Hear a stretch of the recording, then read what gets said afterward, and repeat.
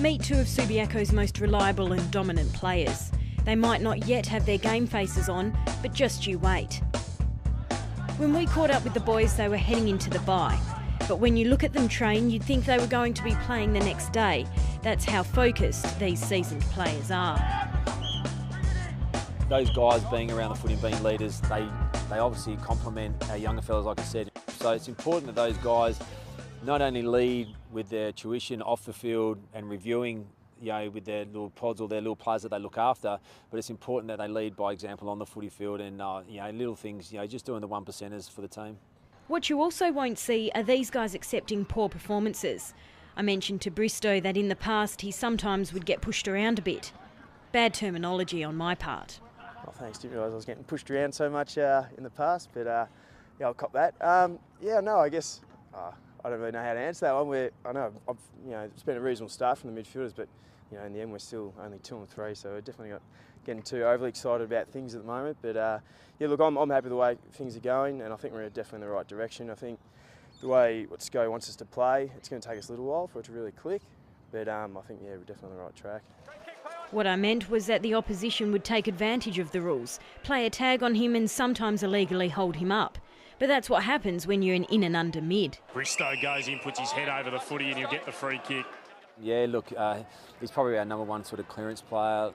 He leads the young fellas, in Dom Sheed and Reece Waters, these guys that are looking to sort of improve their game. And yeah, look, he puts his body on the line. I think he's averaging about 8 to 10 tackles a game. So it's not just his ball winning ability, it's what he's doing when he doesn't have the footy, which is important to our side. Clearing hand pass, Kayler-Thomson.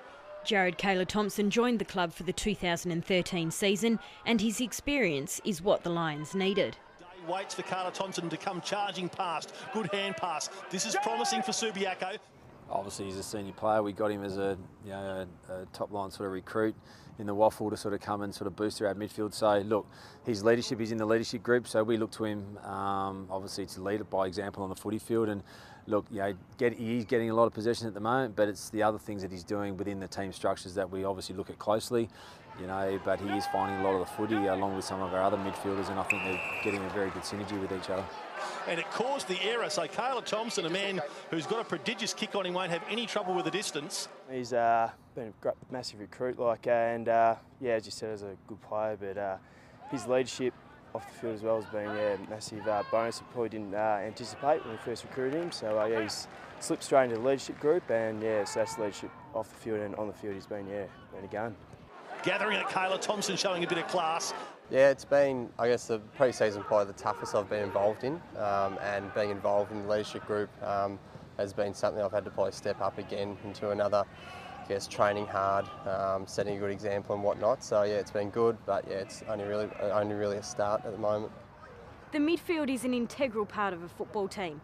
It links the backs with the forwards and vice versa. But this Subiaco combination of Jason Bristow and Jarrad Kayler-Thomson is the missing piece of the jigsaw that coach Jarrad Schofield is trying to piece together.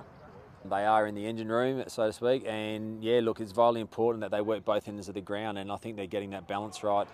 Jarrad, being an offensive type player, he's really working hard defensively for us, and that's why I think his game has gone to sort of another level this year, and having a year out of footy as well, I think has recharged the batteries for him, and he looked for a change for that reason. And yeah, look, he's ticking all the boxes so far. Yeah, Britty, he's a classic inside mid, and I guess to this date I've probably played that more outside role, and it's something that I guess Jarrad's trying to use me a bit more inside. But man, Britty and I guess are trying to work together as best we can, and learning to play together as best we can is important. And I think that's going to happen better with our forwards, give us time working together, working on different leading patterns, learn where I kick the ball, learn where they lead. It's just about playing together more, and it should happen. Kayler-Thomson missed last season with a shoulder injury and has been asked on numerous occasions this year how it's holding up. Well, it's still attached, so he's fine.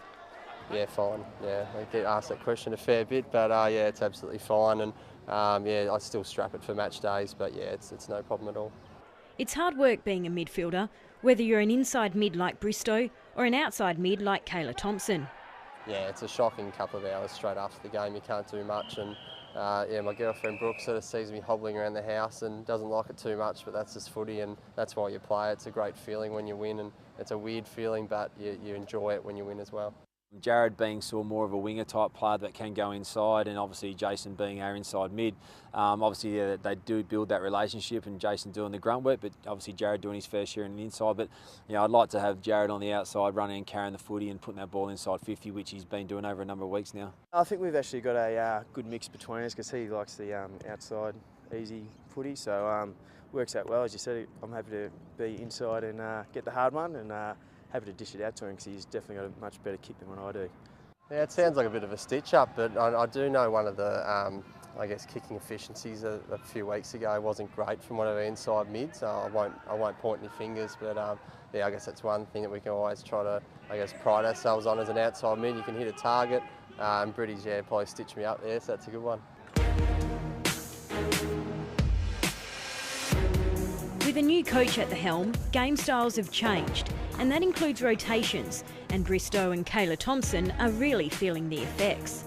Jarrod's definitely bringing a whole different scheme the way he likes to run things, and yeah, that's probably been the biggest change. Like maybe coming off 2 or 3 times a quarter, which was something I haven't done in the past, but yeah, look, it took me a couple of games to get used to it, but yeah, no, I'm seeing it as a bit of a positive.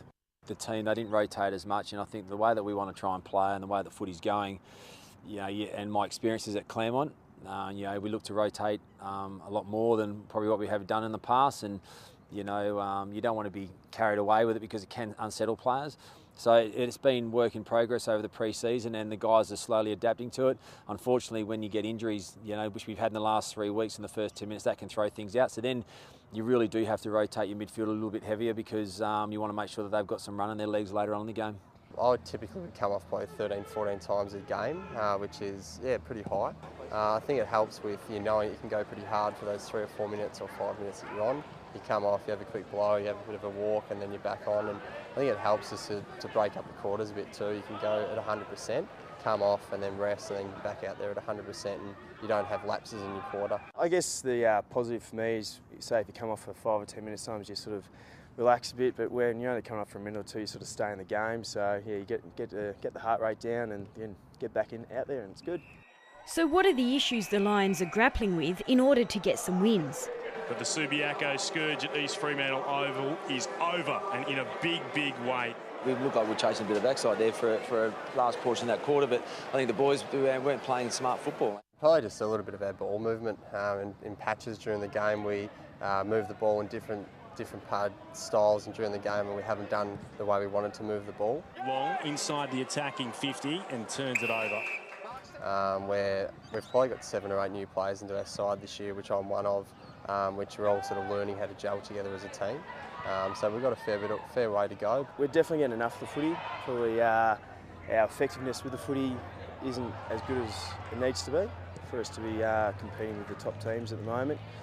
So yeah, look, we've looked at that, and the way where we're putting the footy as well on the ground. Like we might need to start going a little bit deeper, for instance, because we're getting turned over a bit too easy around the half forward. So yeah, look, I think it's a work in progress, and I think we're heading in the right direction. Goes to Bristow. Bristow from 45 metres. That is a stunning looking kick. And the right direction is towards winning a flag, which Kayler-Thomson believes isn't far away.